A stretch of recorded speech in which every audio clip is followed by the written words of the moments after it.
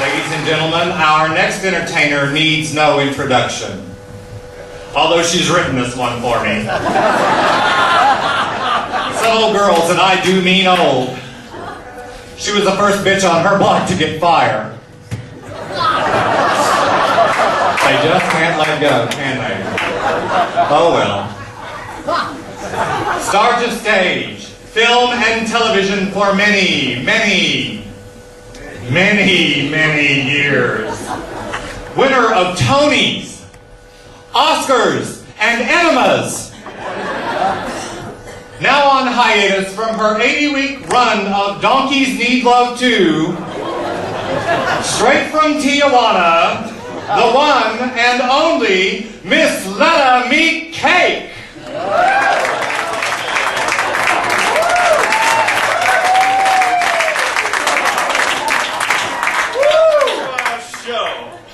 I feel like a million tonight, but I'll take them two at a time. Just look at you. You're gorgeous. This is a nice, big opening. And you know, when it comes to nice, big openings, a lot of people think of me. Darlings, I've been in show business so long, I remember when Heidi Ho was a virgin. Big Middle Ages, darling. Well, I'm very pleased to be here. But you know, at my age, I'm pleased to be anywhere. I just wrapped up work on my latest film, Rear and Pleasant Danger.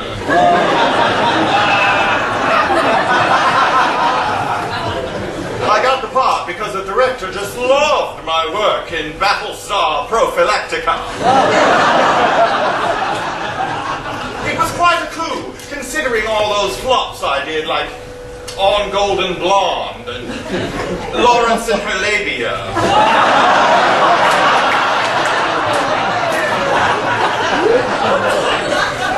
I tell you, I've seen it all. I started out with nothing. And I still have most of it left. Well, darlings, this is a beautiful theater. But you know, it's a far cry from where I came from. A little podunk town on the South Texas coast called Port Tivoli. What a dump! One day the tide went out and never came back. The phone book only had one yellow page. There was no such thing as a village idiot in Port Tivoli. Everyone just took turns.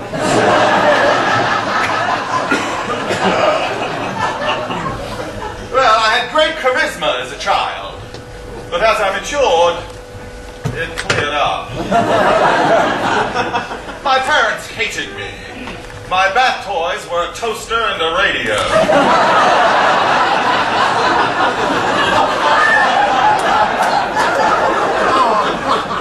They used to take me to PetSmart and tell me it was the hospital where I was born.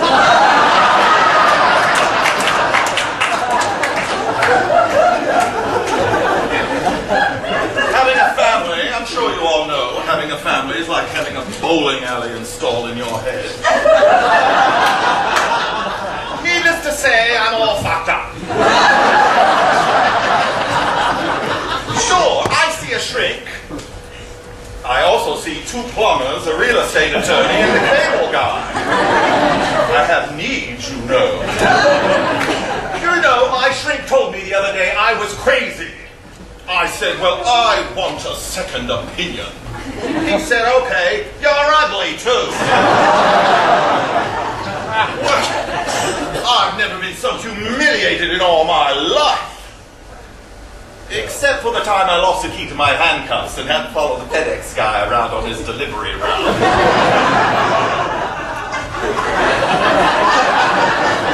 Well, darlings, as you can imagine, I got the hell out of Port Tivoli as soon as I possibly could and escaped into the world of make-believe and eventually became an actress in the legitimate theater.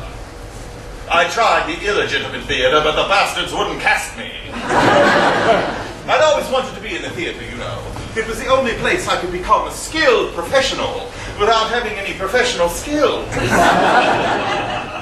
I had a lot of obstacles to overcome, though. Most actors had faces that looked as if they were carved out of marble, and mine looked as if it were made out of pie dough. Well, I couldn't play Shakespeare either, darlings. It was much too tiring. Heavens, no! You never got to sit down unless you were a king. The queens had to do all the work.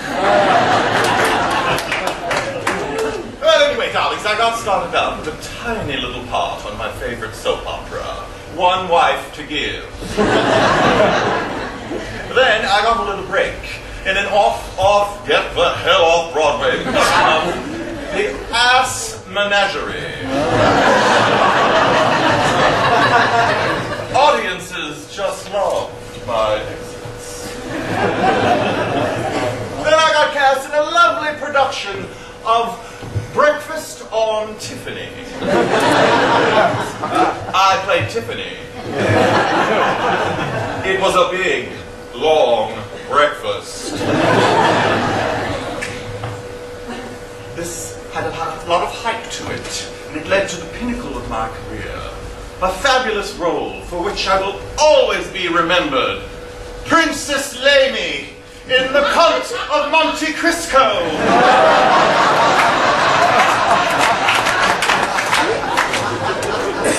Oh. Those were the days, darlings.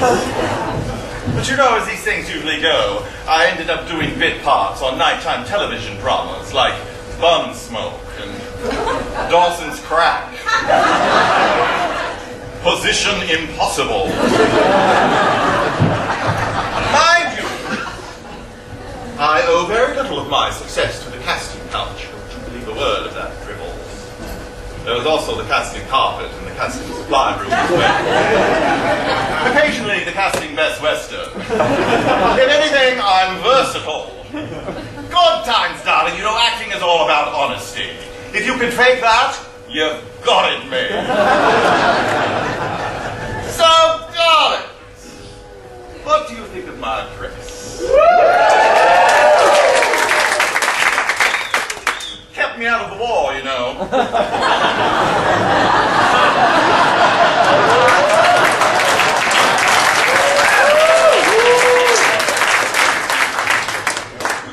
The Civil War. I did a show in Atlanta when General Grant took Richmond. Richmond loved it. I must admit, it's getting rather difficult to find chic clothing these days that befits a woman of my stature. My dress size is junior missile. I need a crowbar and something to bite on just to get the zipper up. Darling, when I haul ass, I have to make at least 2 trips.